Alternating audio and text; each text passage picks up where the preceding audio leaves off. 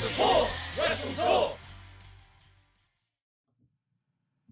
Hey, you have a heel turn. You have a heel turn. You have a heel turn. There are heel turns under all of your seats. Another heel turn has taken place in the world of professional wrestling. This time it was Trish Stratus, which we all figured was going to happen because it had been previously reported. I'm Luke Owen, DAD. I'm joined by the Professor Dan Layton. Welcome to the Raw review here on the WrestleTalk Podcast. Please do press the subscribe button if this is your first time here. Press the little thumbs up button as well because it helps us in the algorithm. And if you're watching this on demand, leave a comment down below with what you thought of this episode of Monday Night Raw. However, if you're watching live, WrestleTalk.com/support. Get in your thoughts and statements and we'll read out all of them live on the show above the $5 level.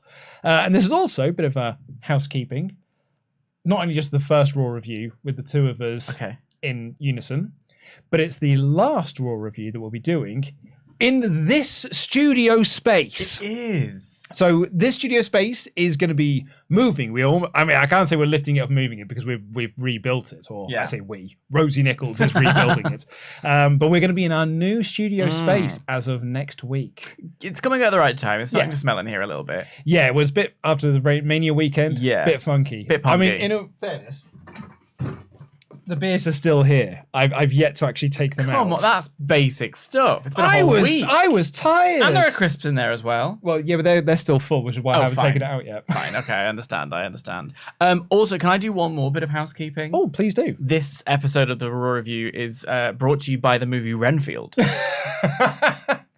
Yes, this entire episode is sponsored by the movie Renfield, which I think... Yes. It's out this Friday? It is out this very Friday. Is it Cage versus Holt? It's the biggest match you're going to want to see, Cage versus Holt, but also at the same time Dracula versus Renfield. Like it's a whole thing. Yeah. And the movie, just for full clarity, comes out this Friday. I think we should probably stop what we're doing now. Stop the joke. Well, no, I was going to say stop what we're doing now, but so we can play over the trailer for Renfield while we continue to do the Raw podcast. Yeah, we'll be talking. We'll just be in the corner. That's it. But we won't even be in the corner because the BT Sport feed just showed us the match without any of the visuals of. I just got the sound of the movie while Bronson Reed was having a bash.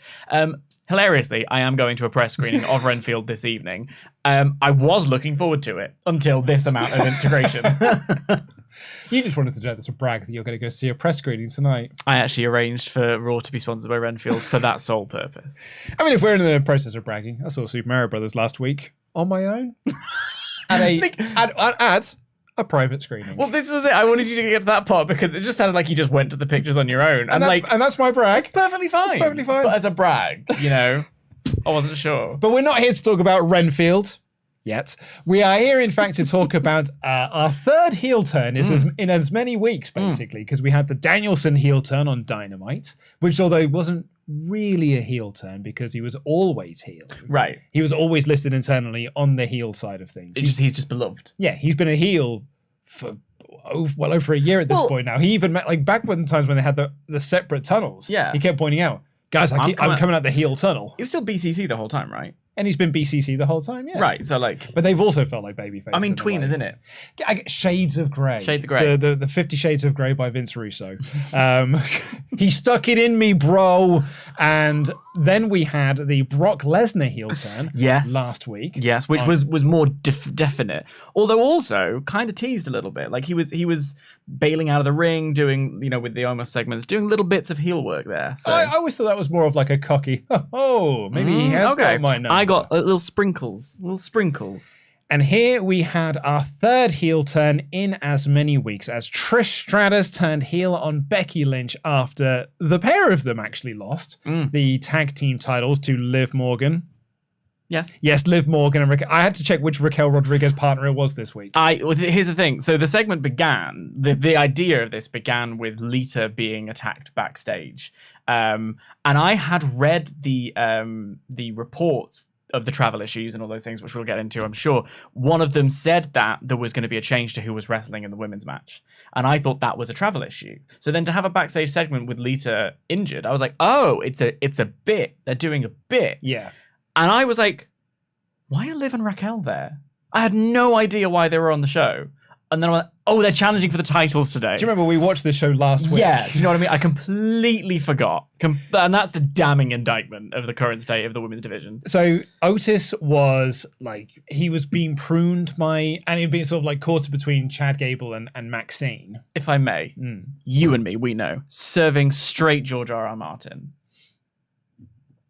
And then we travelled across to find that, Lita had been taken out. Liv and Raquel were standing there, but it was sort of made to look like they were the attackers. They weren't. They were like, well, we just found her there like this. It was like that when I got here. There was a lot of concern. Liv was screaming. Yeah. And Becky ran in and Trish ran in. And they then had a promo where Becky said that Lita was in a local medical facility. Yeah.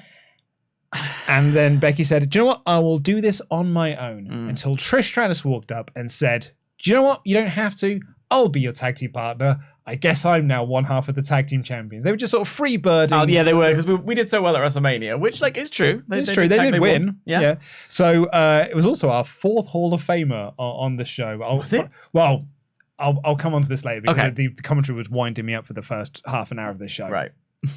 So we got Becky Lynch and Trish Stratus versus Morgan and Raquel Rodriguez. And I thought this actually had shockingly little reaction and heat. Considering that titles... Do you mean the match? Yeah, the match, yeah. Considering the titles were on the line, Trish Stratus was wrestling. Yeah. Like it was nothing on TV. Unexpectedly, we were getting a Trish match. Unexpectedly, these people in Seattle were just treated to a Trish Stratus match. And this crowd were like, yeah, whatever. What's interesting, though, is the Seattle crowd were pretty fire for most of the show. And I actually, like, spoiler alert, I thought the show was quite decent. Same here. This match, unfortunately, was, to be polite, baggy. Like, I think the reason... Well, I don't know. I mean, I like all of the competitors. There were moments that I really liked. But for the most part, the bridges between the sequences... sloppy. Trish missed most of the things that she did, which was unfortunate. Yep. You miss 100% of the shots you don't take. That's true, but you are, as a wrestler, supposed to hit at least 50% of the shots that you hit. Yeah. I tell you what, I really did appreciate, and this is very genuine. I really appreciated that Liv and Raquel, who are, as you say, emblematic of the whole "who's Raquel's partner this week" thing. They're having, the same gear. They're working on moves that they can do together. They're looking like a cohesive tag team. And if you're going to put the belts on them, spoiler alert, they put the belts on them, you're going to want that from your tag team. So I appreciated that. I think Becky, I just got this whole vibe that Becky was kind of uninterested, like wasted in the role. I felt like I'm not connecting with this match. Okay. And it's a lot of people that I really like. So I kind of don't blame the crowd. And I don't blame the crowd either, because why would you care about the women's tag team title? I mean, because they've been presented as nothing. Yeah, nothing belts. More or less ever since they've sort of come in, really. Yeah. And since WWE brought them back as well, they have been very much afterthoughts. And I think now they're on Liv and Raquel, they're going to be even more of an afterthought. Yeah. Probably until Ronda and Shayna get them, and then... I mean, what did they do? Go on a run of terror, I guess, against other Franken teams? This. I mean, that's the key issue with the tag team titles, right? It's not that the women's division isn't made up of an incredible roster. Like, it is, demonstrably. There's a lot of incredible talent on that roster. It's just that there are no tag teams. Like, there are no people who feel like they've, like I say, worked on stuff together, have the same gear, have the same music. The only tag team... Well, no, I think of they did have tag teams. I think of like the Iconics. Mm-hmm. I think of the Kabuki Warriors. Boss and Hug. I think of Boss and Hug. And then the other ones I think of like Bliss Cross. Mm-hmm. They were just kind of put together. But they had a storyline for being together. Exactly, yeah. And they were like in multiple segments together. And it lasted a good long while. What we have had over the past year or so is just, even back to Sasha and Naomi, that's a team made up of 2 women. Like, it's not a team made up of people with... I think the real damning indictment of it is Natalya. Right. Like, she has competed at like the past 4 previous WrestleManias, going for those tag titles. Shayna. With a different partner on Tamina, each occasion. And it was the same with Raquel, like you say. Yeah, exactly. And Raquel's the exact same thing. Beth can go. Put Natalya and Beth in a team together and let them just have a whole run. Because like she... Depends if Beth wants to, I suppose. I mean, yeah, that's true. And she's sort of busy with the Judgment Day storyline. But I do feel like... No, she's not. That's done now. She is now done. Edge and Beth are done with the Judgment Day. Do not bring that back. Be gone, Ghost. The stories in WWE never finish. But no, like, point being, you can have you have teams that you can use, and that's how you build a tag division. And I want Raquel and Liv to have a decent run with these belts. Take this away from the storyline that we get to, and then you can have a nice, solid build with some actual tag teams. It just, even on NXT though, that's a problem. They had Toxic Attraction, gone. Great segment, but your tag team's gone. You could have brought them up to the main roster together. And who were the tag team? And they did briefly. Well, and then they went, never mind that. Yeah. But who are the tag team champs now in? I mean, we watched Stand and Deliver. It was Isla Dawn and Alba Fire. Which, even that, I can see a cohesiveness, but the people from they want the same country. This is it. Is Alba Fire Scottish? Is Isla Dawn Scottish? I think so. She's got energy. She's got Scottish energy. Okay. Is that because she's ginger? I don't want to say it, but you know what I'm saying. Like the tag team champs in NXT at Stand and Deliver, I didn't know who they were, and it's frustrating. Aha, Scottish. Okay, well done. Thank you. Well done. I take it back. I just thought it was. She's got one of those like. They're both spooky. Yeah, they're both spooky, and she's got an energy. She might be Canadian for all I know. But yeah, that's my rant about the tag team champs. Yeah. So, but I thought the match itself was all right. Like it was. They had this like really convoluted spot where Becky was like. Her and Raquel were in the corner, and Becky was trying to do a move, but Raquel countered it. But Becky also hit a move and slammed down onto Liv Morgan, and that was supposed to lead to a near fall, but the crowd didn't pick up what they were putting down. There was a few turnbuckle spots that just fell to pieces, and this is what I was talking about when it was baggy. It's hard to if you're and then it's not happened, and it's now they're repositioning, and you're already here. Oh, I'm losing it. I'm like losing my momentum, and then. So I thought the crowd were quite kind to this match in a weird way. And Becky hit the manhandle slam, but Raquel Rodriguez broke that up, and then Trish tagged herself in. Liv ducked the chick kick, and then rolled her up and pinned her. So we've got new tag team champions. Liv and Raquel celebrate along the way. I'm sure no one will remember this title run. And then after the match, Becky helps Trish up and was like, "Do you know what? Thanks for stepping in. We did all right." And Trish is all like, "I'm sorry. If I'd have been on my own, this would have been much worse. So thank you for stepping in." And Trish was apologetic. And then she sort of half-heartedly clobbered her in the back. This is what I'm talking about. And it didn't feel like it was a particularly great heel angle until she hit the chick kick and Becky Lynch's soul left her body. Yeah, the cell. It was a Trish Matrix style fall. She was sat there on the mat like, whoa. It was like that, in Doctor Strange when they hit you in the chest. Yeah, you fall backwards and your like corporeal spirit was like, whoa. Great reference. That's exactly what it was like. It was brilliant. But this is like a microcosm of the whole thing because Trish did a bash and it didn't hit in, right? It did nothing. Yeah. And then she did the kick, and it did. I got distracted because I thought the mics weren't working because I couldn't see any waveforms, but I realized they're not there. That's what my brain went off and did something else. My brain did a Doctor Strange corporeal move. But when she did the kick and it did hit, it landed, and I really fully bought the heel turn. I thought it was great. I really liked it. So if you don't hit them, this is, I know you have me here for like actual analysis and punditry, and this is going to be really stupid. If you don't hit the moves, it's hard to care. So that's how I felt about the whole match. Yeah. Right. I don't know. I like the heel turn. I'm really. I don't think we've had like a Hall of Famer heel run. Edge was heel for a bit. Well, Judgment Day. I don't really count Edge because he came back as like a proper. Rather than just like a part-time show up and do a bit and go away. Oh, I see what you're saying. Do you know what I mean? I know he's a part-timer, surely. I thought you'd consider Edge to be a part-timer at this point. That's fair. Yeah. Edge has said that the heel turn didn't work because people just wanted to cheer him. You're kidding me, Edge. It didn't work, did it? Tell me another tale. Because people didn't want to boo him, you see. Yeah. They just liked him too people much. didn't want to boo Trish here either. So I'm wondering how it's going to go, because I find that really refreshing. I really like the idea. Well, it's the argument that people used to give with Vince Russo, second mention of him on this show. Yeah, wow. Because he's got this fascination, an absolute boner for turning Sting heel. Right. Like he did it in WCW and it didn't work because people just like to cheer Sting. And then he tried again in TNA and it didn't work because people just like to cheer Sting. And yet here he is being like, bro, I'm going to tell you, Sting is a heel, it's going to work. And it never did. No. So people didn't boo Trish here. Like I don't think she's going to get heel heat when she comes out the next time because she's a Hall of Famer. She's going to get cheered. She's Trish. It'd be like turning Ray heel at this point. It's like it'd be an impossible task. My question is, is she the one who attacked Lita? I believe yes. I think it was pretty much implied. I think it was. That's what it was implied. Chris in a Royal Rumble situation, kind of. Triple H and Shawn Michaels was the one that was going around on Twitter, thrown through the window. A pointless part of a storyline. Yeah. So sorry, does anyone remember this?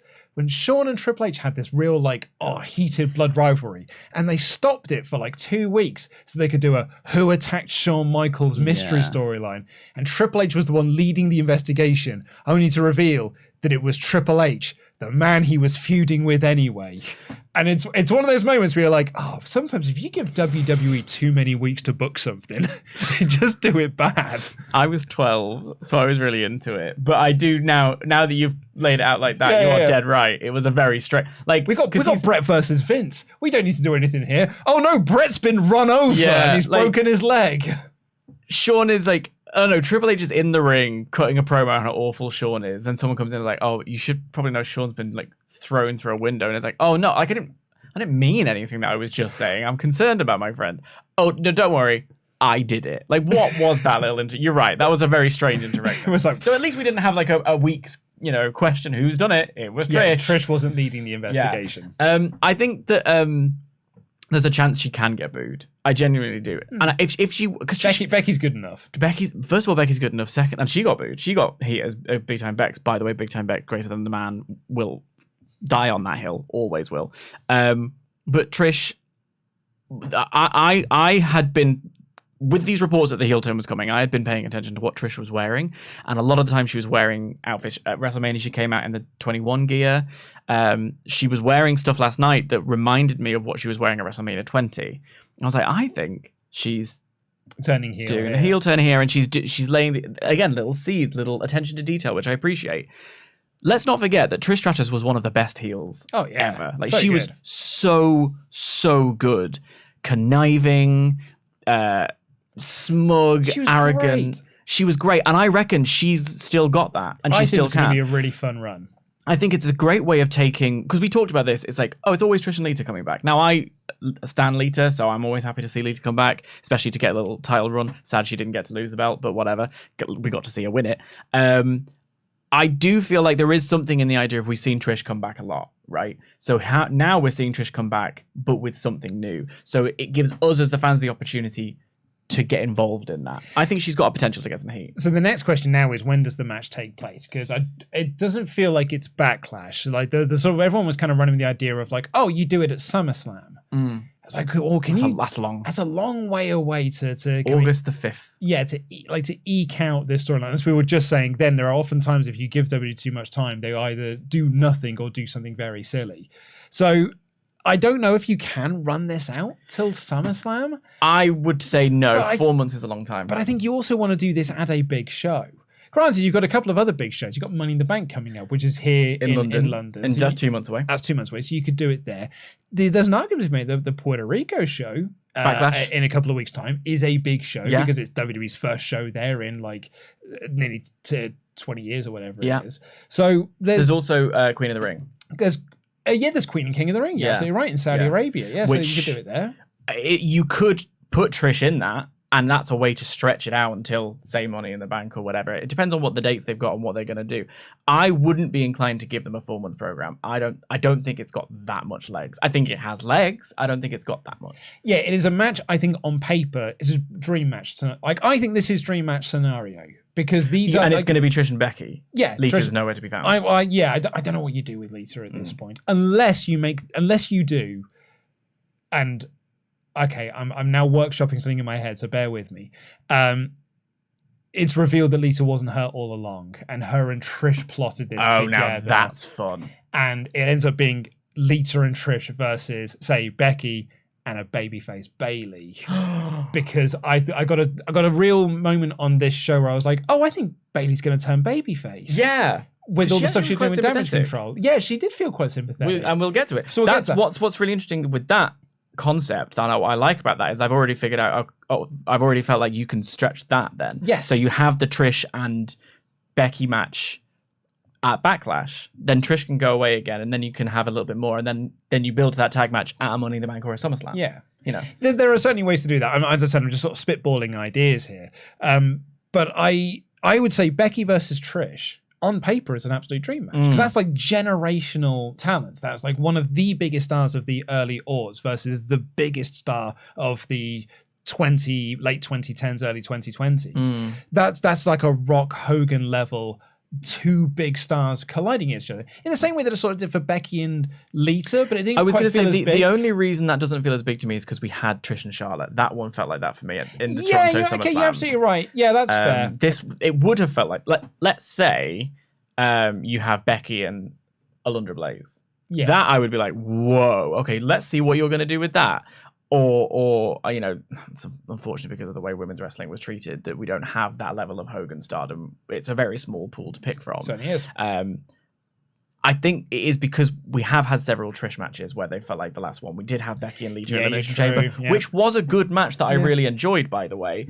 But I think the thing that makes this different, the thing that gives us as fans something fresh, is the role reversal, is the idea of the legend, the Hall of Famer being the bad guy. Yeah, is more interesting to me than just doing another, intergenerational clash. Yeah, I get that. So I will be very curious to see how they stretch this out, or when they stretch this out to. I thought the heel turn itself, well, the chick kick was good. Yes, it really was. And I think there's also the murky waters. We're going to wait for the reason as to why Trish turned heel. But I've always found it very weird to see someone wrestle a full match trying to defend the titles, lose them, and then turn heel like it was their plan all along. Because surely you'd think it was her plan all along if she was the person that attacked Lita. In which case, then, well, why did you try and defend the belts, or why did you wrestle a match in an attempt to try and retain the belts? Yes, unless you lost them, and then that's what made you like, I'll pull the trigger on my heel turn now. But it's a bit. You're right. That is weird. The waters are a bit murky, but hey, let it play out. Just let it play out. Let's see what happens. Let it play out. Stretch my suspension of disbelief a little bit further. Look, I'm not fully burned on the Vince thing yet. I know a few people are really like, I come down on WWE because Vince is back and Vince is pulling the strings and this and that. But I'm like, no, do you know what? Yeah, last week's show was bad. I got accused of huffing a lot of copium last week. Did you? Oh, yeah, because I gave the show 2 out of 5. No more. Right. As high as a kite on copium. So, but I am like, when to be like, do you know, this still felt like a trip show. Well, this is it. So I was your fun game. I did have a fun game. I was playing through it. I was playing Trips or Vince, and every time I saw something or heard something that felt like, okay, that's a hallmark of one of them, I'll chalk it up, and we'll go through them throughout the show. One of them was local medical facility. That was a massive Vince ding. He got one in there. This one did feel like a Triple H show. And so did SmackDown, by the way. Absolutely. You can tell he wasn't there. But I guess we'll get to that when we finish this segment. But to wrap it up in a bow, my final point on the Trish turn in this era is there's a let it play out element, but I'm willing to give it time to figure out what's going on. That kind of, why did you defend the titles then? Maybe it was a final straw. Like, I'm willing to give it exactly. I'm willing to hear what she's got to say. Well, wait till the promo comes in before we find out. And we may not get that promo for like 3-4 weeks. No, sure, because the legends, they don't show up every week. But there's also the idea of like people talking about these things have to happen every single show. Like you need to have everything wrapped up in one moment. Yeah, I do think you need to have a little breathing room. You do need to let things play out. For instance, Cody, when Cody lost at WrestleMania, spoiler, I was very much on the, okay, well, I'm going to see what happens on Raw. And then with the Brock moment, I was like unsure. And then in this show, I'm sorry, that was the guy and that was your moment. You should have put the belts on him. Yeah. But that is 2 weeks hence, right? So you can't make your judgment snap when we've craved this kind of long-term storytelling, LTST. You want that. We want it. We can't then complain when we don't have all the answers straight away. Stop trying to make LTST It's going to happen. Stop trying to make LTST happen. Let us know what you thought about the heel turn and Raw in general over at WrestleTalk.com/support. We'll read out all of them above the $5 level. We're going to kick things off here with Sergio Lolo, who is from Puerto Rico and is going to be going to Backlash.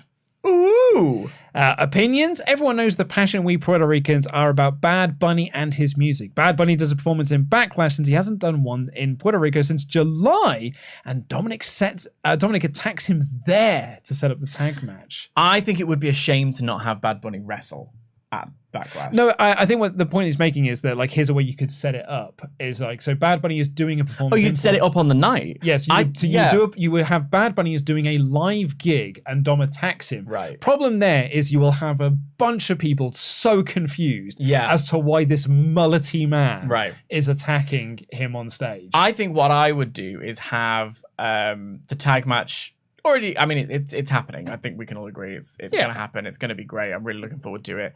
And I would have Bad Bunny open the show with a performance, like, and then you could have him finish, and then Dom attacks him to get the one up for later on in the show to build during the show. Yeah, but I think you want to make sure that match is already set in stone before it starts. I do like the idea of a performance, though. I think Bad Bunny's great. Sergio continues here. Just wanted to say thank you for everything that you guys do. Love that Dan is on the Raw review. Also, what do you guys think of Theory doing a US Open challenge in Backlash, and Carlito is the one to answer for that night? I love that. Love that. That's great fun. Yeah, I'm all in for that. Yeah. Kevin said, there were travel issues. That's bad. But Vince not there. That's good. But they said local medical facility. That's bad. But Bailey's back. That's good. But damage control might disband. That's also bad.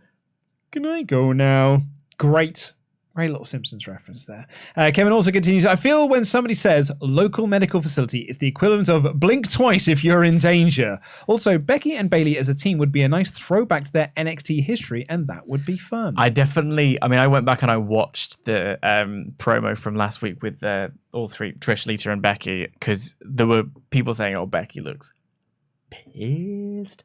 And she sure looked pissed. So it was I was like, oh no, I don't want those words to come out of Becky's mouth. That felt bad. I didn't like that. I saw someone in the chat earlier which was like, guys, it's just a phrase. Like, why is everyone mad about local? I wrote this down. It's not a phrase. Well, that's it. It's like, why are people so mad about using the term local medical facilities? Because nobody speaks like that. No one in the history of mankind has, apart from Vince, in script form, has ever referred to a hospital as a local medical facility. It's an insane thing. I can understand I can understand a commentator, an announcer saying, gone to a local medical facility, like giving us a news update, like, because it's news speak. But like, if I said to you, I went to visit my mum in our local medical facility the other day, you'd be like, are you all right? What's wrong with you? No one talks like that. And this is what my problem with that entire list was when that came out. It's got to be 10 years ago now or whatever, however long it was.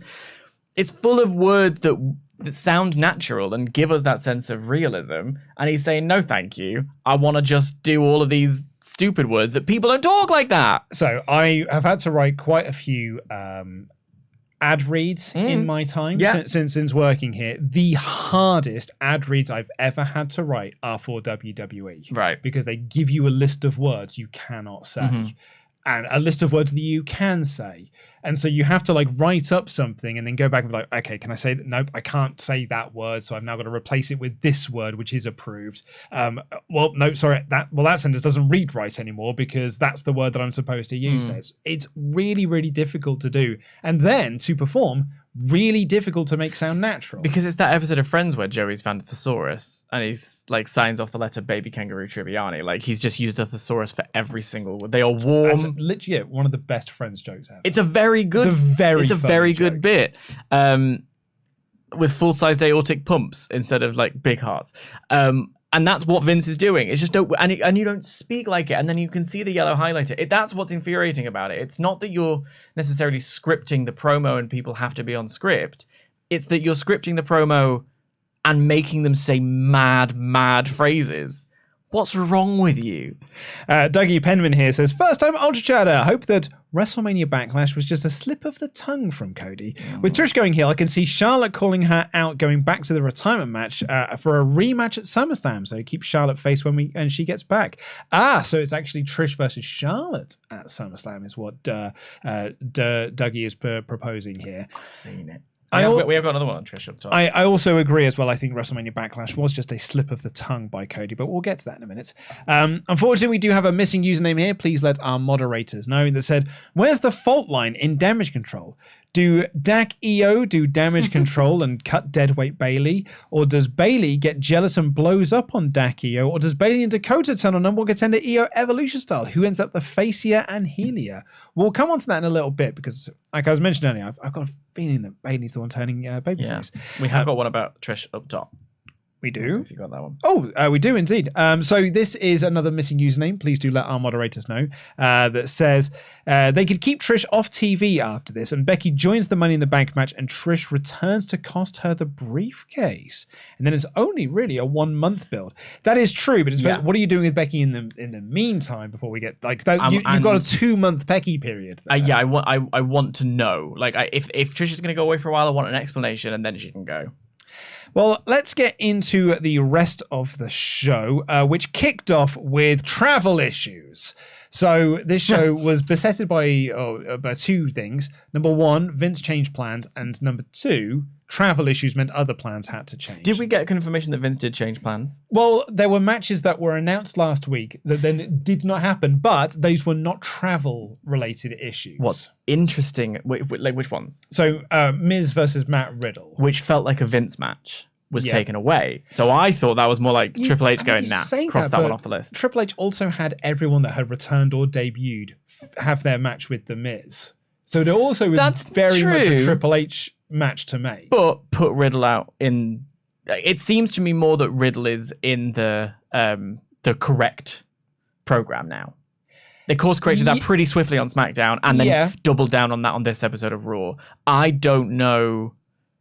I didn't feel like that was a Vince changing plans thing. If anything, that was way more travel based than anything. But I don't. Well, because Matt was there, right? As was evident at the end of the show, as was Sami Zayn. So there were like changes were made from things that had been announced, whether that's Triple H or whether that's Vince. We don't know. Maybe we know. But also travel issues did mean that they had announced Bianca Belair versus Io Sky to take place on this show, and that match got scrapped in favor of a triple threat, which very much feels like a Triple H choice to make. Well, that was one of the dings I put down because that was one of the things that was on last week. On last week, which for me felt another like, I'm going to take your match off, Riddle versus Miz. I'm going to put Riddle in the correct program. I'm going to put on the match I was going to do last week. It's this petty little game of sort of like, you know, when you're a flatmate and you like, I put the kitchen roll in this part of the kitchen, but my flatmate puts the kitchen roll in the other part of the kitchen, and then you don't ever say anything about it. You just silently move them bit by bit. That felt like what was going on with this Vince and Tripp situation here. To me, that was always my theory on Brock and Moss.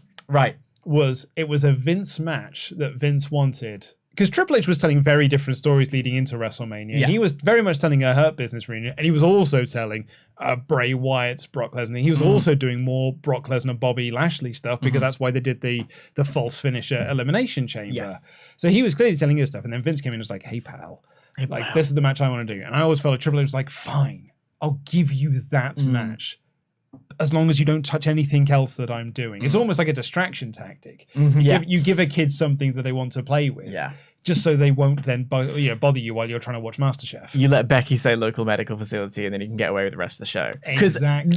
Let's not forget WrestleMania Backlash. It's not on any of the promotional material. It's just something that Cody and Kathy Kelly said last week. Yeah, and I feel like it was a slip of the tongue on both times. And I think it's actually it's a good sign, at least for WWE, of how well they've managed to integrate that over the last couple of years. Right, Because there have been times where I've accidentally said it. WrestleMania Backlash, yeah. Just in conversations, I was like, oh yeah, and then WrestleMania Backlash happens. So it gets, they've got into me. They have, and that's what the point of doing it. It's a dumb title. I don't like it. Yeah. Double speak. But anywho, we had Rey Mysterio opening the show because travel issues. He doesn't usually open shows. No, he doesn't. When Rey Mysterio came, I was like, Rey, huh? Yeah.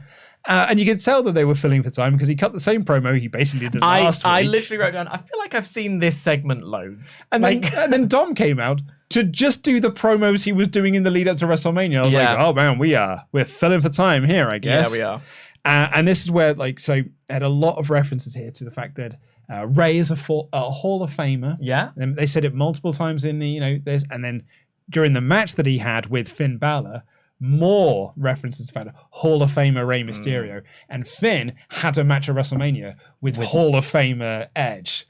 And I was like, all right, you're being that. And it really doesn't mean a lot, does it? And then this is the whole multi-time platinum recording. Yeah. And then And then it happened with Lita as well. Hall of Famer Lita got attacked, but it's fine because she's now tagged with Hall of Famer Trish Stratus. I'm like, just stop saying it. Like, for me, it was really annoying that like Lita doesn't get announced as one half of the tag team champion. She gets announced as Hall of Famer. Hall of Famer. How am I supposed to believe you're in your belt if you're not announced with it? Like the belt is better than the ring, no? But they also brought Bad Bunny a couple of times in this as well to keep that plate spinning. That and they showed a replay of what happened last week because that pretty much will be a tag match. Dom was getting very good heat for this. Dom has been getting great. I mean, what he got last week and on SmackDown was just tasty, superb, wonderful. And Ray, Sean Ross Sapp of Fightful said this. Ray has gone from I don't want to fight my son to like I'll fight my son anytime, any place. Like, let's do it now. That'd be great if I could beat my son up again. I mean, he pulled a microphone away from his wife's hand. That's why. That was the straw that broke the camel's back. But also, I thought while Dom did get great heat from the crowd and the segment, I do cut them some slack because of the travel plans and things like that. I felt like he was a little bit exposed by having the lack of his Judgment Day people around him. I felt like he looked a little bit like a lost baby. Oh, I would disagree. He stumbled over his words a few times. Oh, man, well, yeah, but he said, keep your name out of my mouth. And then he couldn't quite get the stick your nose out of the Judgment Day's business thing, right? There were a few stumbles. It just felt very rehearsed. He didn't feel like he had that swagger that, because I think he's done some brilliant work over the past 6 months. I felt like I just felt like he was a little boy lost at sea. So I would have preferred them to do it a slightly different way around and have like, Ray's not the most dynamic promo anyway. No. Let's be honest. Although in Spanish, when they were saying stuff in Spanish to each other, loved that. More of that, please. But it's also, it's worth saying travel issues. Yes, that's what I'm saying. Cutting some slack, yeah. So it led to Finn Balor versus Hall of Famer Rey Mysterio after Finn Balor survived his match with Hall of Famer Edge. Kevin Patrick, in terms of terrible commentary, called this a dream match. A dream match that happened quite a few times on TV last summer. He also said, "How excited are you for Puerto Rico?" Which sounded like the small talk you make with someone when you're sat next to them on a plane. Do you know what I mean? Like he was like, "You're the commentator of the show," and there was a moment of silence. He just went, how excited are you for Puerto Rico? Like, have you packed yet? Like, what are you bringing? Like, come on. Easter weekend when you go see the family. Yeah, literally. And there's like a bit of a lull in conversation. Any nice holidays planned? He literally was cutting his hair saying, "Where are you going on your holidays?" Come on now. Ray stopped Dom interfering, but not the second time, as Dom clocked Ray with a chain, and then Finn Balor pinned Rey Mysterio. I thought this was a nice little TV match. Nice little TV match. Crowd were hot for it. And I think that I saw a tweet beforehand about Rey Mysterio's stem cell treatment, and about how like he wrestled a lot before he left his exit in like 2015, was it? Basically knee braced up the wazoo, wearing baggy pants to hide it, the whole thing. Very much. I mean, you can notice he's doing a lot of stiff moves. So now to see the stuff that he's pulling off now, man travels back in time, and recognizing that he's said in as many words, "I'm in the twilight of my career. I've not got that long left. I'm not ready to hang it up just yet, but I will soon." It is like really nice that we're experiencing this. You know what I mean? Like as a fan, when he got his little indie run. And like, he was the main event of All In and then was doing stuff in New Japan as well. And it really was like there's Ray. Yeah. Like that's the Ray that we were really missing in the tail end of his first WWE run. The guy that we booed because he wasn't Daniel Bryan at the Royal Rumble. Yeah. Like that Rey Mysterio. We're like, what Ray? Really? I love that we got this Ray. I agree. And I think it's nice. Yeah. And I think it's nuts. Sorry. And I think it's nuts that he's talking about how it's like twilight of his career. Yeah. It doesn't feel like it. No, this is it. He could go for a while. And it's really nice that he's experiencing this bit with his brother. No, son. Yeah. Like it's nice on a family level. It's because he's taller than him. This is it. Yeah. So we then had Kathy Kelly. Well, we had all the Trish Stratus stuff. Then we had Kathy Kelly. The state of that dress. She posted it on Twitter afterwards. I was not a well man for a little period of time. She interviewed Paul Heyman, who mentioned that Sami Zayn and Matt Riddle were not here tonight, which means that Kevin Owens was going to be on his own fighting, which is the story they were telling in the lead up to Mania. We then got a recap of Triple H announcing the draft on SmackDown. I'm really excited about that because I love a draft. Even if it doesn't change anything, I always like the fun of it. I always like the pageantry. I'd scrap it. I would do it. Rey Mysterio was on this show. This is what I'm saying. The Usos were on this show. You're and before right. you say travel issues, they were doing this pre-WrestleMania. Yeah, no, and it always just seemed to be the way that it's like, right, we're going to be serious about this draft. and then come sort of Royal Rumble time, we're less serious about the draft. I do believe that having separate brands is a far better system to keep things fresh. And then it is exciting when someone pops up. I always think about that first draft, 2002, right the way 2004, when they really did keep everything very separate. Separate titles, get some clarity on the tag titles, all of it. Give yourself a 6. Each show like alternates the month where they have their premium live event. I believe there is a way to do this. I just don't trust that they can do it. But I do enjoy a draft. Well, I mean, maybe this is a different topic for another time because we're at 40 minutes into this show and we still got quite a bit to go. Lance Storm made a very interesting point recently. They were talking about the Seattle ticket sales for when they had WrestleMania there for 19 and they weren't great. Yeah. And the argument that he made, which I thought was a really interesting one, it was the first WrestleMania with 2 world titles. Yes. And he thinks that's why ticket sales were down because you can't advertise the world title match when you have 2 world title matches. Maybe I'm an old man yelling at clouds here, and I fully appreciate the okay boomer comments that I might get here. I hate having 2 world champions. Hate it. I don't if the shows are different, especially now that we have a 2-Night Mania. But they are the same. I know, but this is why I'm saying that I don't mind the concept of it. I don't think they've executed it well at all. I had a real moment of clarity last night when I suddenly thought, I was like, why have I enjoyed the world title picture much more? And I was like, oh, because there's only one of them. Because they've only got one world title. Well, that's... And I was like, oh, that's so much nicer. So let's have the one world title and then... But let's get rid of the 2 straps. I want clarity. I want to know what's happening. That's absolutely true. What's happening with the belt, the tag belts? Are they going to be 2 sets of tag team champs? Are they going to be 1 set? I want to know what's happening. Yeah. Get some clarity on it. That's what I'm looking forward to the draft. I think they're probably going to do it around then. And because they haven't announced a date for it, it makes me think they don't know. Yeah. And it came just after the All In Wembley announcement. It was like, we've got to say something. Chuck Triple H out there. Yeah, I don't think they know. I think that's what he was going to announce on the Raw on Monday. Or the draft. Yeah. He came out and said nothing. Well, he didn't say nothing. He said thanks. But then he said thanks again on Saturday. Yeah. On Friday. So this was the first segment we had with Damage Control, where Kai and Sky were waiting outside, and Bayley came out of Adam Pearce's office and said, "Look, I couldn't get us a tag title shot, but the draft is coming up and I'm trying to make sure that we stick together as a group because I think that's very important to us. And also, good news, I've got myself added into a triple threat tonight with Piper Niven and Mia Yim, where the winner becomes the #1 contender, which is great because I couldn't get us a tag title shot, but one of us will get a belt, and that means that all of us get a belt." And Kai and Sky made the argument, was like, well, you've already had that. You had that shot. I think it should be one of us. And Bayley, rather than be like, no, I'm the leader of this group, she was like, no, I don't. Yeah, no, I think you're right. Because she's desperate to keep this group together. Yeah. So she was like, oh, yeah, I'll go speak with Adam Pearce and I'll get him to make that change because I think that's a really good idea. And later on in the match as well, she was looking on like a proud parent. Yeah, but also sad. But also sad. There was a moment during the entrance that Io Sky had her entrance where she sort of looked up at her and sort of despondently clapped, because she was not the focal point, which is kind of what she wants from her group, but she also wants the group to stay together. I thought it was some really interesting stuff they were doing here, and that was what made me think, and it was this moment here, I was like, oh, maybe Bayley is the one that turns babyface. Yeah. I hadn't contemplated beforehand.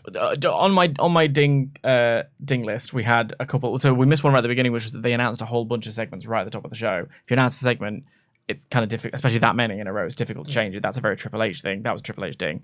Damage Control being there at all, Triple H ding. And then, like I said, the last week match, they announced the match was going to happen this week that he was going to do last week, Triple H ding. I thought Dakota was great in this moment because she was really on edge. I loved that Io got to do a little bit in Japanese. Again, authenticity. I'm not asking for loads of it, just little bits where I believe that that's something that Io would say. Do you know what I particularly like about that is that Io cut her promo in Japanese and Dakota Kai did not translate. No. What she said was, I think what Io Sky's trying to say is this, which I liked. I'm trying to put it into much politer terms. And again, it adds to that idea that actually Io and Dakota have that kind of unity together. The way that Dakota hugged her after the win. Yeah, and it would make sense because they were the tag champs together. They Twice. Exactly. They mean a lot, but they were the tag team and Bayley was the leader of the group, and that kind of boss employee distinction is kind of hard to broach sometimes as friends. So I liked that. I liked, as you say, Bayley's sort of I'll go and do it. Like I will. I like that she did do it, and I like that it bleeds into that whole idea of she brought this group together legitimately. She was like, I'd have had these people to it. I'd have had these people to Damage Control. She had this idea for what she wanted the group to be. The group is now falling out of her grasp. There's that nice little blur between reality and fiction there that I really like. I thought it was a really nice segment.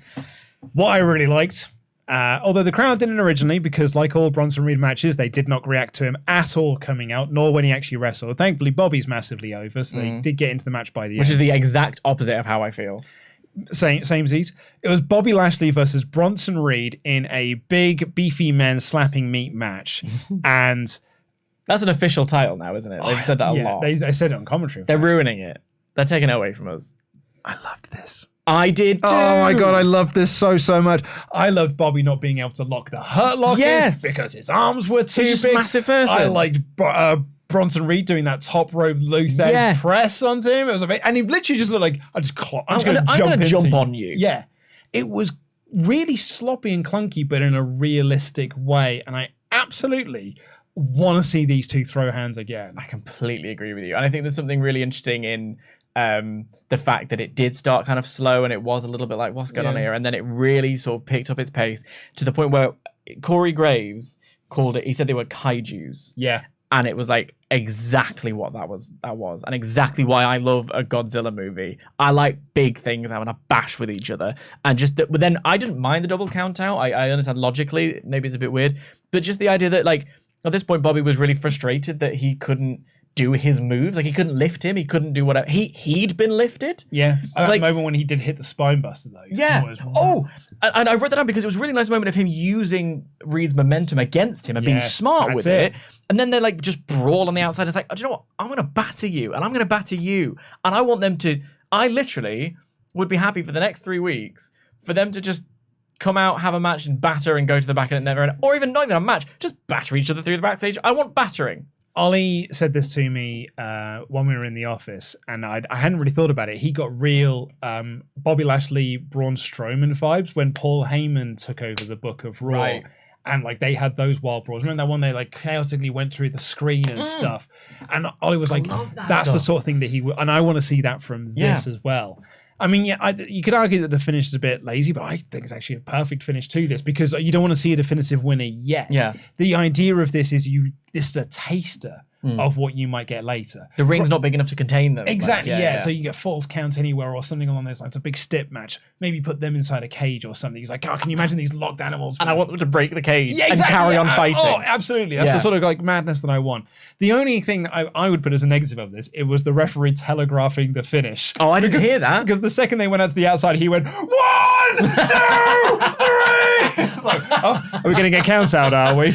Excellent use of proxemics for you, though. That was great. Big fan of that. Yelling it as loud as you could to make sure that every microphone picked up. I'm counting everyone. It's going to be a count-out finish. Security broke up the brawl, including P.T. Williams, so it was a 5 out of 5 show. There it is. Cody came out for a promo, selling his ribs because he's a pro. And he's a baby face. He is. And he apologized. He did. Because he's a baby face. He did. And he owned up to it. He said, I didn't.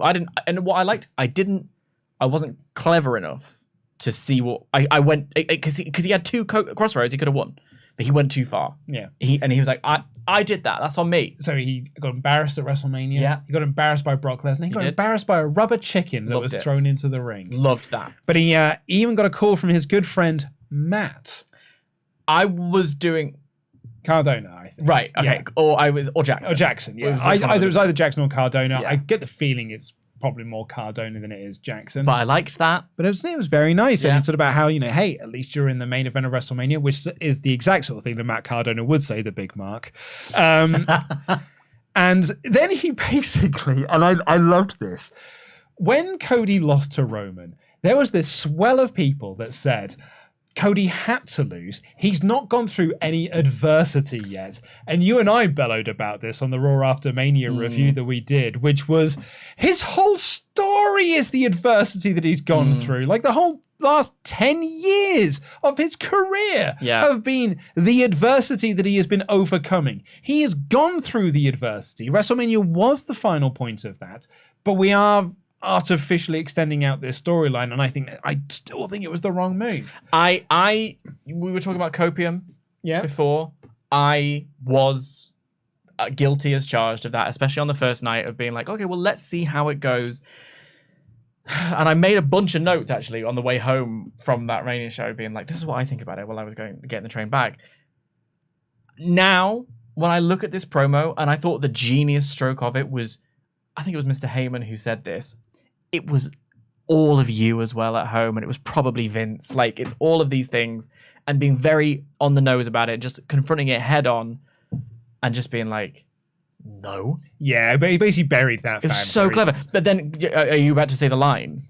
Oh, which one? The line where he basically went, earn it, looked down lens, which they don't do. They don't do it. He looked down lens and he went, I am it. And I, at 2 a.m, let back and went, yes, bitch. Like, I was so in. It was great. Because, yes, that's exactly it. And the intensity of that. Yeah. Oh. And then he starts talking about Brock Lesnar. He looks at everyone like they're a victim. They're all prey. And he's now the next one. He's like, John Cena's been that. Triple H has been that. The Undertaker has been that. And I'm now the next one. Am I scared of Brock Lesnar? Yeah, of course I'm scared of Brock Lesnar. Who wouldn't be scared of Brock Lesnar? But I want to fight Brock Lesnar. And he challenges Brock to a match at WrestleMania Backlash. I think it was a slip of the tongue. Backlash. I thought this was an awesome promo, but the gods and goddesses, he should be champion. This is it. Like, it was an unbelievable promo. It is an example of how you don't have to be flashy or whatever, because he kind of comes in, the lighting is dim, he talks, this is always his style, he sort of talks to himself for a bit, he sort of does his thing, and it could get boring, but he never lets it, because he does light and shade, and he comes in with a big line, and he pulls back a little bit, and he never lets us get boring. He also took his L's in this and didn't let us, like, he didn't let us see them as that, in a weird way. That, all the stuff that came out about his Make-A-Wish, the level of performance that was there, the look that he's got, the media that he's done, this is your top guy. WrestleMania was the moment to put the belt on him. He didn't need any more losses. He could have been undefeated as champion for a really long time. You take the strongest champion you have had in decades in Roman, and you take it off him, and you put it on the next strongest guy, and you keep that strength because he's never lost.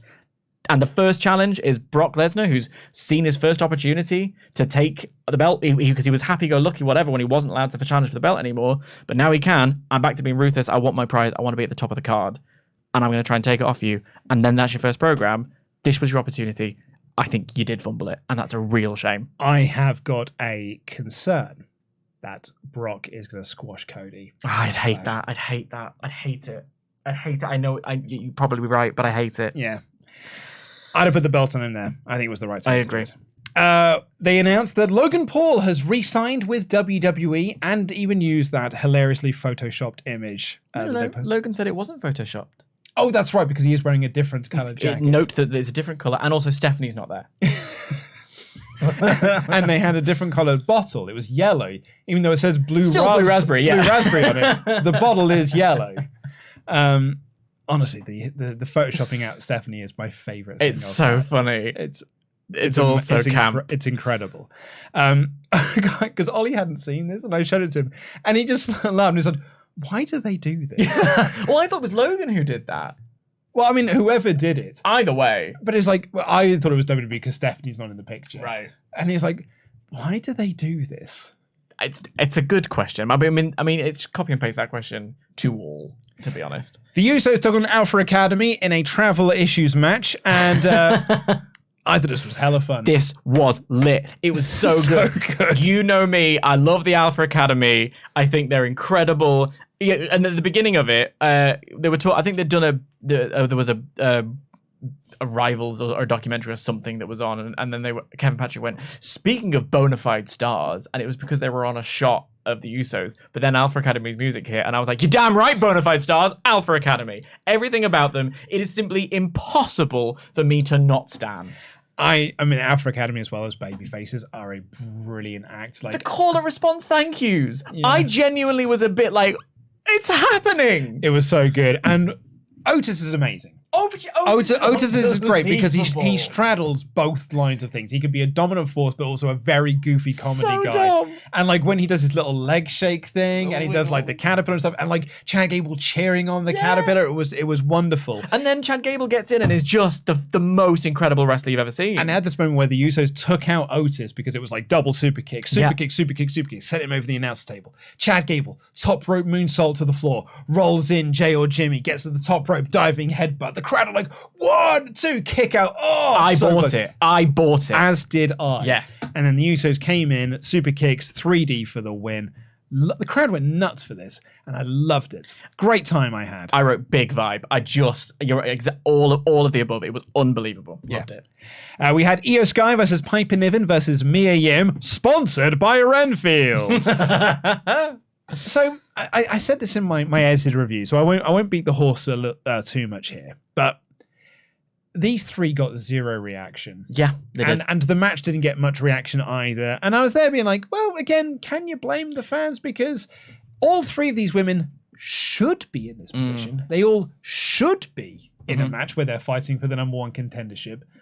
But none of them feel like they should be because like they haven't been presented. It's exactly that.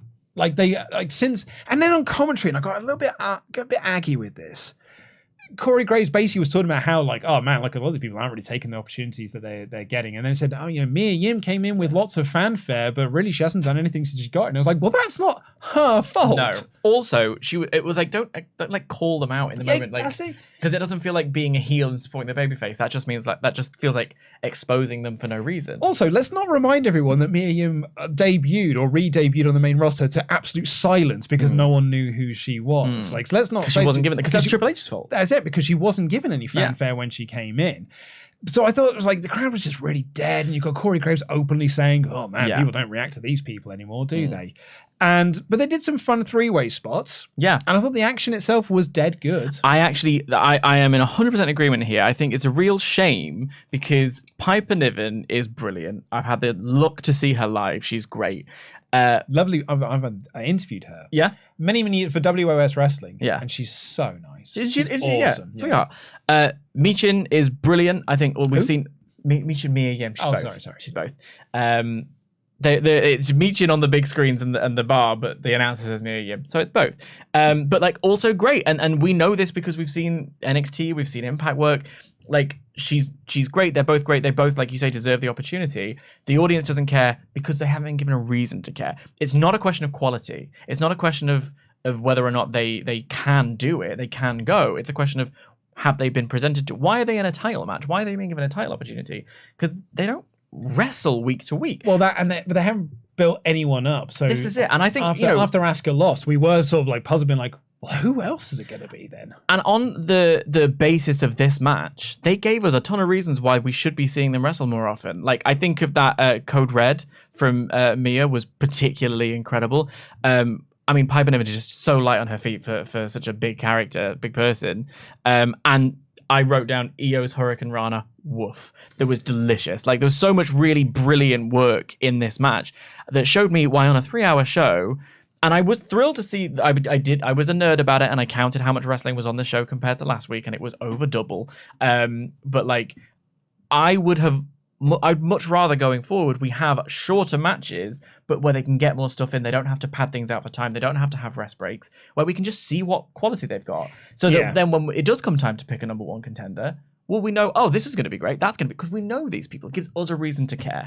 This match also was very much designed to be a bit of a spotlight for Io Sky. Yeah. Like, Mia Yim got her bits in, Piper Niven got her bits in as well, but really this match was designed to get Io Sky over. The commentary were doing their job with it. The finish saw Mia Yim hit Eat Defeat on Piper Niven, had her pinned, and Io hit over the moonsault onto both of them and pinned Mia Yim. Which I like. Really, really good. They were putting over Io hard on a lot of this, and that's good, because Io is someone who should be getting a big singles run in this company, and I think this is a great position that she should be in. It should have been here a while ago, really, and I just hope that it continues. I just hope this isn't just fed to Bianca Belair, and then we just move on to the next thing. Can I be controversial yet brave? Put the belt on her. and make that part of the damage control story, I think, personally. Problem is, now you've set up Belair, Rhea Ripley, belt versus belt. You have, but... Yeah, you're right. You can get it back. I don't disagree. She's a big time player. She's the EST. She can get it back, and she won't suffer for the loss. Just someone like Io Sky in a match that they can deliver together. Oh, they'll have such a good match together. It'd be great. Byron Saxton interviewed Kevin Owens, who said that he doesn't have street smarts, but he does lead with his emotions. And then he read out his T-shirt, which led into our main event of Solo Sikoa versus Kevin Owens. Now, do you know what? I won't be a Debbie Downer right away. Positives. Solo's theme is a banger. I loved this match. Of the matches that they've had, and they've had a fair few matches now in the last sort of month or so, this was my favorite one. I really enjoyed the street fight that they had.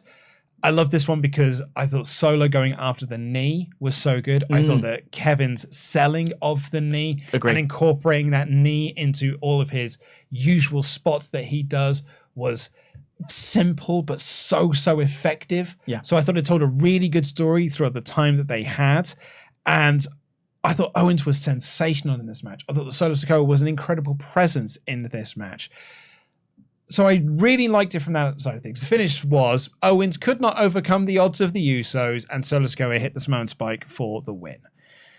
And I think that's where sort of my Debbie Downerisms come towards this match, which is, and I get travel issues, but I actually think this is endemic of the story as a whole. I feel like in my GM mode, when you finish a feud, if you then try and book it on the next show, cooldown, you get a warning saying this feud is on cooldown, and that gets a much lower star rating than it would have done previously. And then the feedback you get from the fans and the social media thing, it was like, I literally just saw all of this. And that's kind of what I got from the end of this. I get the travel issues was a thing, but I was watching this match being like, oh no, they're all just still feuding. And I don't really feel like the story is ever progressing. I don't know. Like, I don't know what it is that I'm after. Like, if the Usos had just taken some time off, I think that actually would have been a really refreshing thing for them. And Kevin and Sammy could have gone and done something else, and feuded with someone else. And then you can bring the Usos back to rekindle this story. But we're doing, like, Kevin hasn't got backup. And I was like, well, that was all the story we're doing in the lead up to Mania. And then the Royal Rumble. And the Royal Rumble. And then Sammy and Matt run out afterwards and they fight them off 3-on-3. And I was like, well, cool. We'll lead to a 6-man tag at Backlash. And it said WrestleMania Backlash then. At Backlash. And that'll be grand and that'll be fun. But then I'm just getting flashbacks to last year. When that's what we did last year. We just do a 6-man tag with the Bloodline after WrestleMania. So yeah, it was good. It was a really, really great match. But I do need something new and fresh from this, as opposed to, is Sammy going to convince Jay to turn babyface? Because, well, that was the story we had going into Mania. I'm in complete agreement. And also, every week that question gets asked, the less I care about the answer. It's really unfortunate. And I think for me, what this did was it exposed even more how incorrect the choice to not crown Cody was. Because Roman's gone now for a while. We're not going to see Roman for a while. Putting the belt on Cody and having him in this program with Brock, going straight from Roman to Brock, is a star-enforcing promo. If there was ever a question that Cody was the guy, putting him with Brock and having him go over with the work rate that Cody gives shows us he's the guy. The Usos now are in limbo until Roman comes back and has something to say. And who's Roman's next challenger? If it's not Cody, we don't have any. It's probably Matt Riddle. We don't have any story for any of it. Well, because Solo took Matt Riddle out, sure, so but like, no one's going to believe it, are we? No, I know, but in the same way we believed Sammy and we believed Cody. Yeah. Well, that's the thing, is I think the story's almost progressed beyond Matt Riddle now, and so Matt being part of the storyline makes sense, but he feels so third wheel. It makes sense on this level. It makes sense for we were looking for someone who could neutralize Solo. There, this should have happened after Elimination Chamber. And finally, the chess pieces are like, we have the equal number of people. The Usos are there to take out. So Sammy and KO are there to take out the Usos. Riddle's there to take out Solo. All that's left is Cody Roman. And then you can do the Bloodline falling apart storyline after, with a little bit of peace between. People can enjoy you can even have, we're enjoying our moments because the Bloodline are going off to lick their wounds, but then the Bloodline come back and they're angry because they've lost. You could have done so much more with it by putting the belt on Cody. And as a result, we are left with a storyline that feels like it's now spinning. and we should have finished it. I hadn't even considered that point until you made it. Yeah, because Roman's not going to be there for a while. And we are going to be just spinning our wheels until Roman comes back. Yeah. That's the real problem. But I thought the match was great. And I thought that Kevin Owens was awesome. I thought Sonos Co was awesome. So, there are thumbs up to be had around here. And I was also a big fan of the closing run-in element. Like, they're all just sort of having a beat up on KO, and then suddenly we cut to backstage, and these people who we were told weren't here are storming the ring. Like, I liked that part. That was fun. A good point, actually. People just pointed out Matt Riddle can't challenge for the belt. That was part of his storyline. He's not allowed to challenge for the belt again. Okay. Yeah.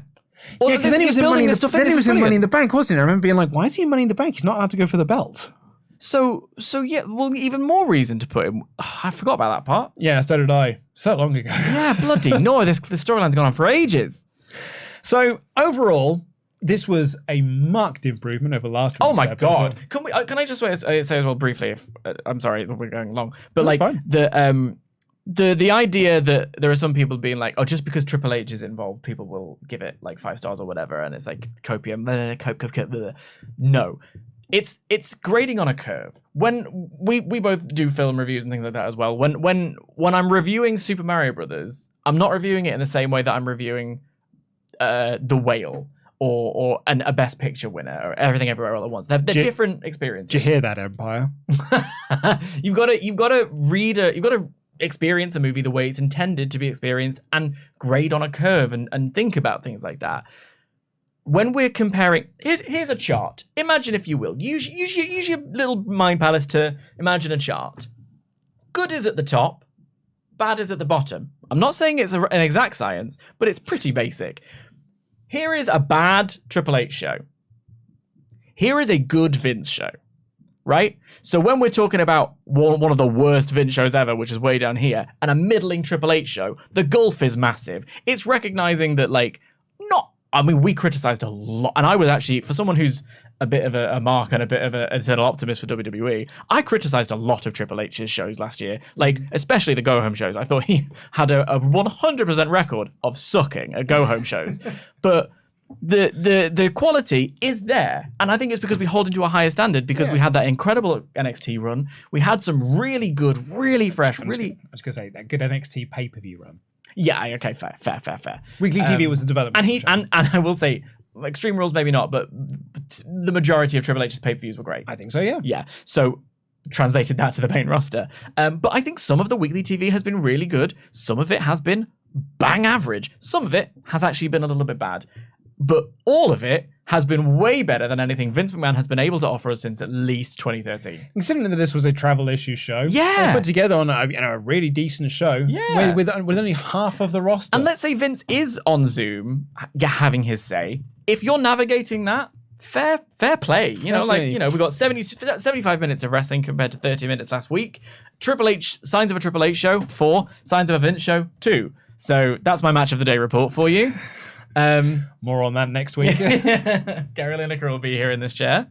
We've got to give a special shout out to our wonderful Patreon Pledgehammers at the $25 and above level. Head on over to patreon.com/WrestleTalk because tomorrow is Wednesday. You know what that means. It's your next installment of the WrestleTalk podcast series that we do exclusively over at Patreon. Last week was the mailbag. This week will be behind the scenes. Next week will be After Dark, which is where we get drinks and have a little bit of answer some of your more madder questions. And then the week after that will be myself and Oliver Davis reviewing, I can now reveal, WrestleMania 2000. Ooh. Which, and I'm so thankful for this, beat WrestleMania 27 by 3%. Goodness gracious. I could not have done WrestleMania 27. I watched 2000 more than anything else because it was my first DVD of it. I'm quite fond of it. Honestly, if 27 had won, I would have found a way to not do that. Because I text around who can do this. Yeah, because I do not want to watch that show again. I don't think I'd watched it since it was on. It is a turgidly boring WrestleMania. Perversely, you're making me want to watch it. So here's the thing about WrestleMania 27 and why I'm glad I'm not reviewing it. I love the podcast, the AE podcast. Yeah. The Attitude Era podcast. It's I think for my money, the best wrestling, like retro review podcast that you can go out there. Everyone should go out and check. I think it's a wonderful, wonderful show.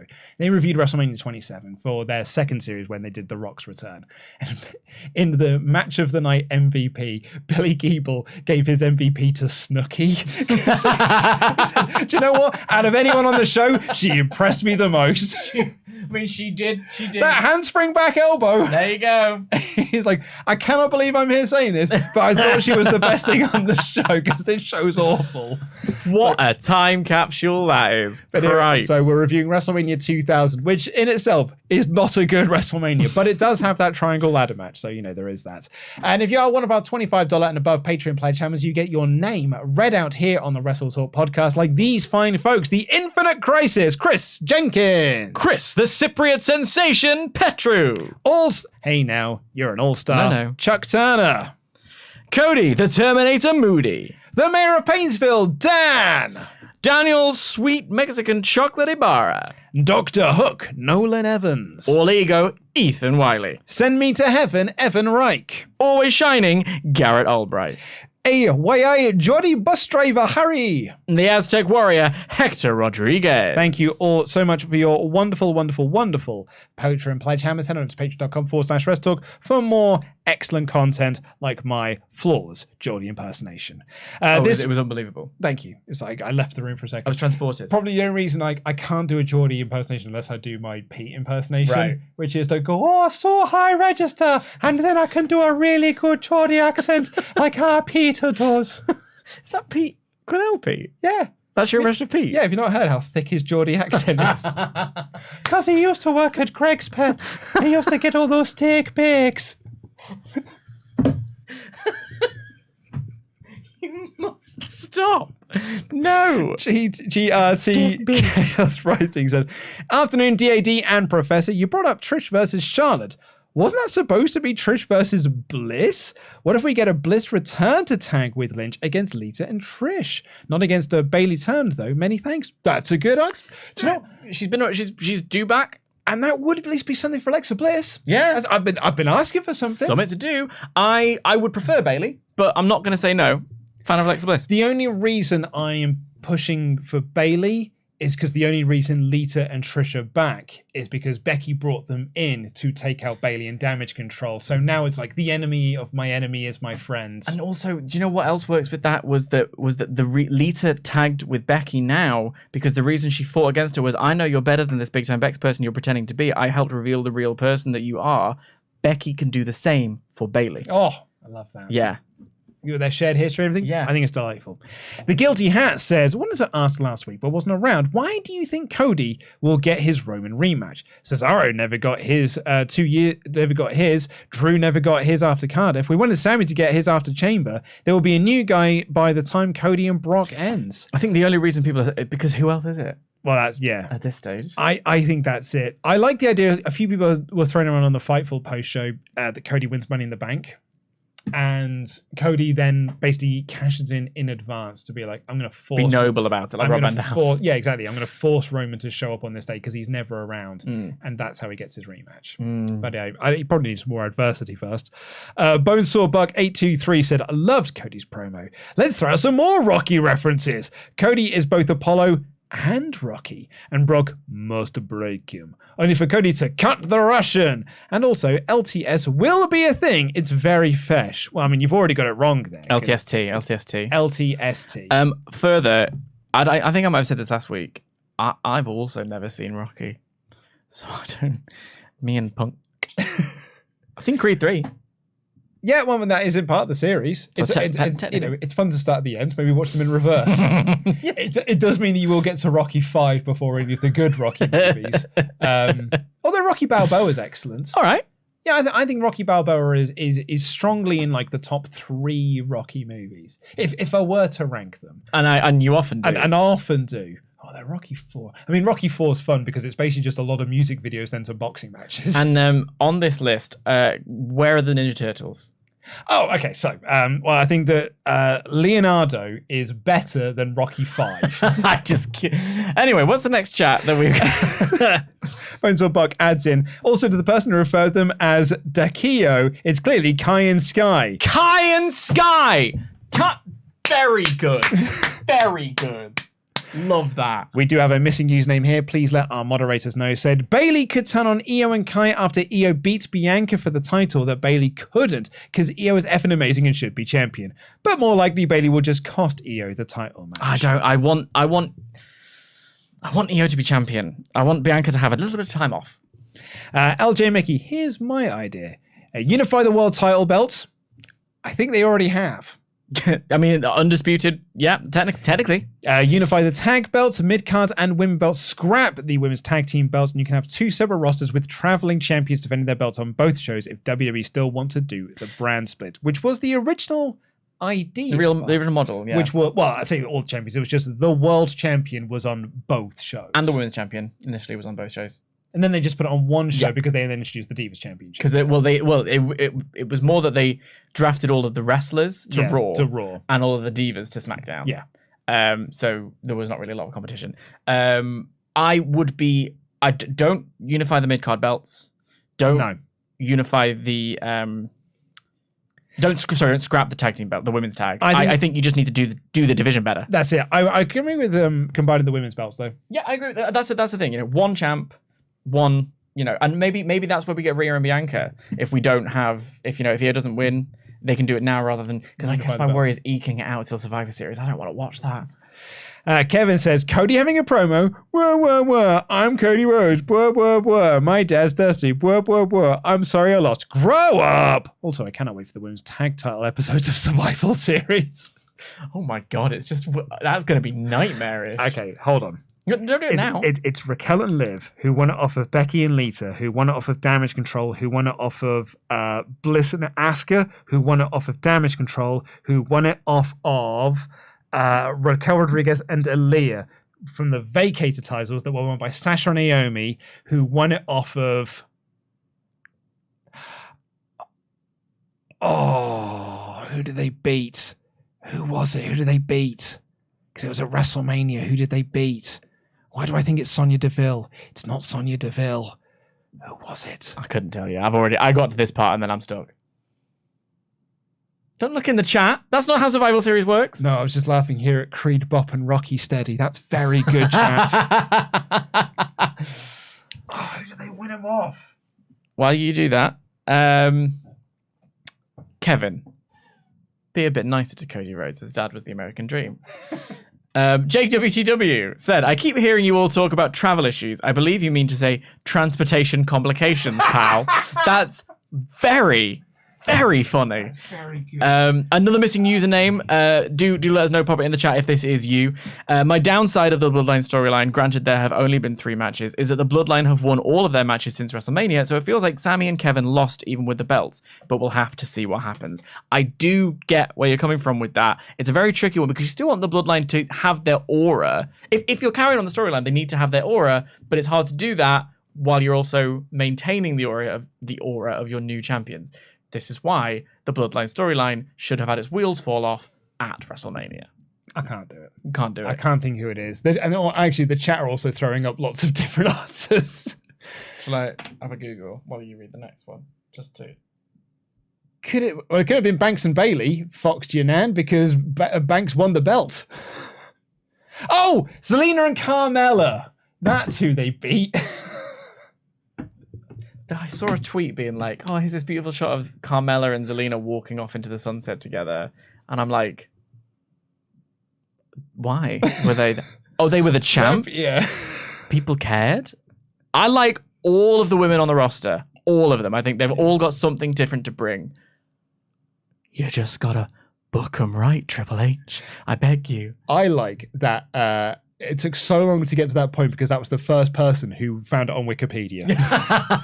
No one could get it. Yeah. No one could get it, but off the top of their heads, I was like, Yeah, who was it? Anyway, missed from the SmackDown episode where we don't tend to do UltraChats because it's a pre-recorded show. If you want to get your statements, you have to send them in pretty early doors, probably send them after the show is finished, and then our moderators can pick them up, and then maybe we can, Tempo and Sat can pick them up, and then they can read them out. But Hannah Allen says, lovely boys, lots of love. I feel gross when they were talking about WrestleMania numbers. I was there with you, and I got feeling icky and accountable for my responsibilities in those figures. Hashtag no regrets.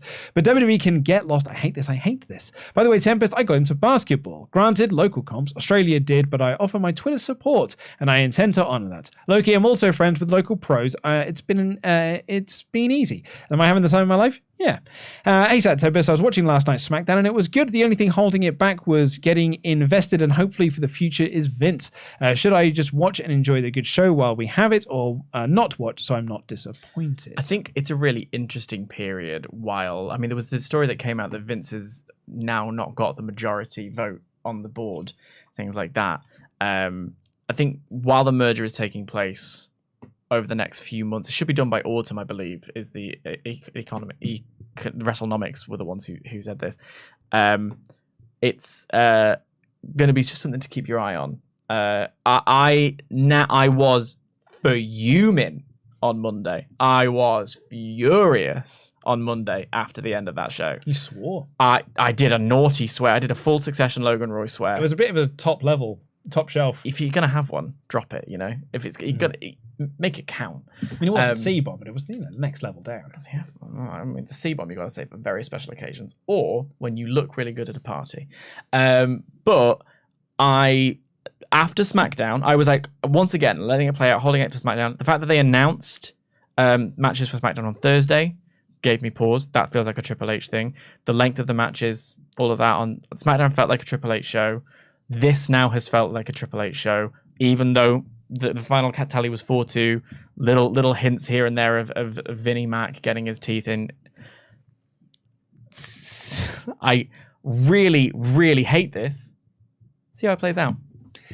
There are Vince fingerprints across the shows, but it still feels like Triple H era. So it does. So I think we're okay. Also, shout out to Metaskipper, who was one of our missing Ultra Chat names. Thank you very much for joining us on today's stream. Before we get up here, would you like a fun fact about the C-bomb in British movies? Go on. So for my dissertation, I interviewed someone who works at the BBFC. Yeah. And great organisation. Absolutely, as am I. Your pen is in fact from the it BBFC. Is. Yeah, there they are. And I interviewed them about swearing in movies and about classifications. And if you call someone a C in a movie, it is an automatic 18 rating here in the UK. I will just classify now. These are the rules as of 2007. I'm very old, and this is when I wrote my dissertation. However, I know what you might be thinking. But Luke, I've seen Shaun of the Dead. One of the first lines in that movie is Nick Frost calling a group of tables a C. Would any of you C's like a drink? That's a 15 certificate movie. And would you like to know why? I absolutely would. I'm insisting that you tell me. He did not he didn't say, you C, would you like a drink? He opened it up. It was basically just like, would any of you C's like a drink? If he'd have said, you C, would you like a drink? It's an 18 certificate. But because it was vague. Yeah. It was a term of endearment. It was not targeted at anyone. Therefore, it's a 15. This is why I love the BBFC, because they take all of this nonsense into account and they go like, well, there was a lot of blood there, but you didn't stab anyone. So it's kind of fine. Also, that's really funny because it's like when Paige got fined a load for saying the twat. Well, I was thinking, can we say it? Like, we say twat all the time. And say it correctly as well. The Americans say it wrong. I mean, it doesn't rhyme with cot. No, thank you. I couldn't think of a wait. Father, you have a child. You know what a cot is. Snot was the other word. No, doesn't. No, twat. We just say twat all the time. It's got an A in it, not an O. For exactly. Another fun one for you. If a movie is submitted, that is the classification it gets, and it remains that way unless it's resubmitted. Yes. So, yes. Clerks was submitted to the BBFC in 1994 or 1995, and it got an 18 certificate. So it is still, to this day, an 18 certificate movie. If you show the theatrical cut of Clerks, it still comes with a BBFC card. This is an 18 certificate. However, if you show the extended cut, which has more swearing, it's a 15 because it was reclassified in 2004 when times had changed. When Clerks X was released for the 10th anniversary, so it's now a 15 certificate. So if you have the DVD set, disc 1, theatrical cut's got an 18 sticker on it. Yeah. The second disc with the extended cut's got a 15 certificate. And the other reason for that is because, again, it's down to the C-bomb. It's because he's reading out a list of adult film titles, and he has a movie was like Girls Who Crave C. And because in the 90s, he was like, well, he said it in front of a child, then that's an 18 certificate. In 2004, times have changed, and it's like, well, it's not directed at the child, so that's the 15. I love this movie nonsense. It's like how American Beauty is an 18 here, but was a U in France. Like, we're all, all over the shop.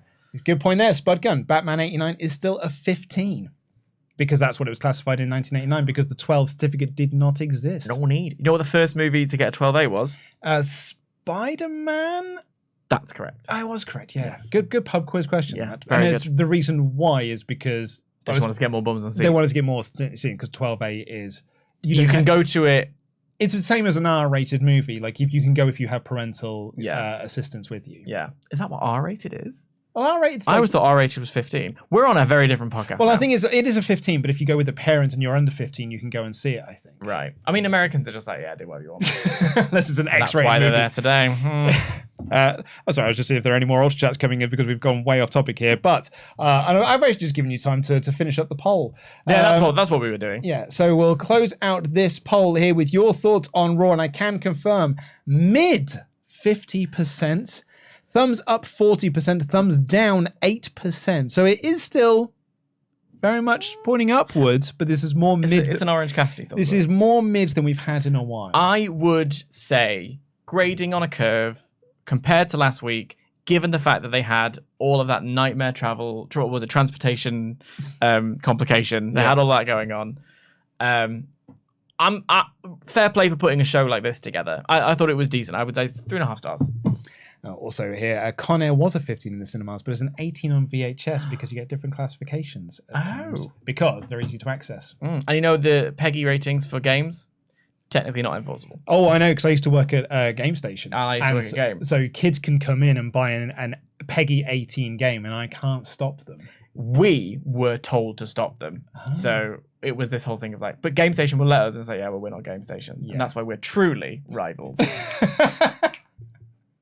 It's got to be a rumble tonight. Thank you all so much for watching. If this is your first time here and you've made it this far, please do press the subscribe button. Give us a little thumbs up.